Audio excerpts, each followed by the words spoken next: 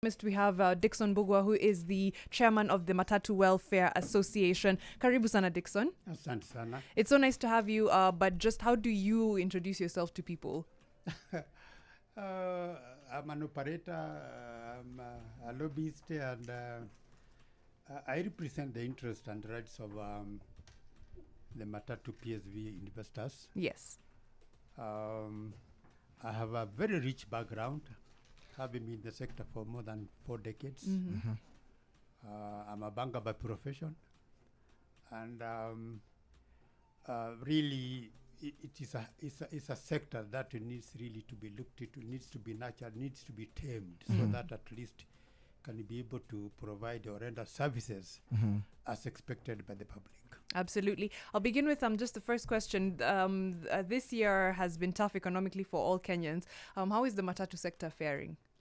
It's doing poorly, I must say, because of the inputs, the cost of operation. We have the fuel.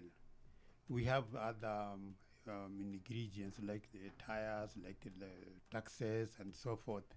In a nutshell, it is overtaxed as we stand now. Yeah, and this is why we sometimes come and argue that the government is supposed to give some incentives. Yeah. Globally, public transport is an obligation of the government across the board. Yes. Yeah. Yeah. But since the governments all over the world are very poor business people, they are not really to keep up in any venture on public transport.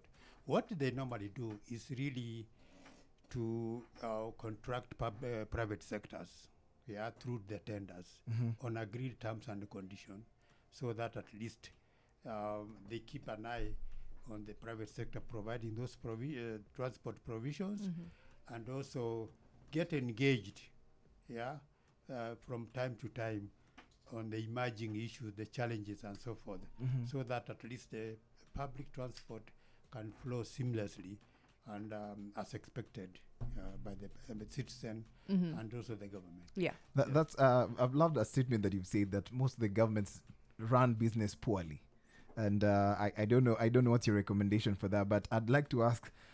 There's this statement by the MP Kimilili, that's Didmas Baraza, on government regulating fares. So do you agree with this proposal? If you agree, then what? If you don't, talk to us.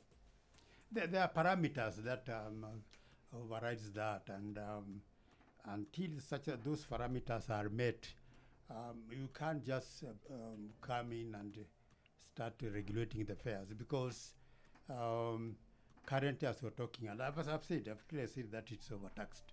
There are issues that needs to be done, to be looked into, just like other cities, other countries that government participate in fair regulation with the stakeholders. Yeah, in such a case, the government gives a lot of incentives so that at least that business of providing transport is effective. It's not really overtaxed, it's not really becomes expensive and justifiably. It has to be a continuous kind of an exercise that benefits the economy of the country. Okay. Yes. We'll get back into the interview in just a moment. We're getting back into the music with DJ Cryptic, but when we come back, we'll dig a little more into that proposal by Didmas Barasa, of course, and see how it would affect the Matatu industry, passengers, and of course the whole country as a whole.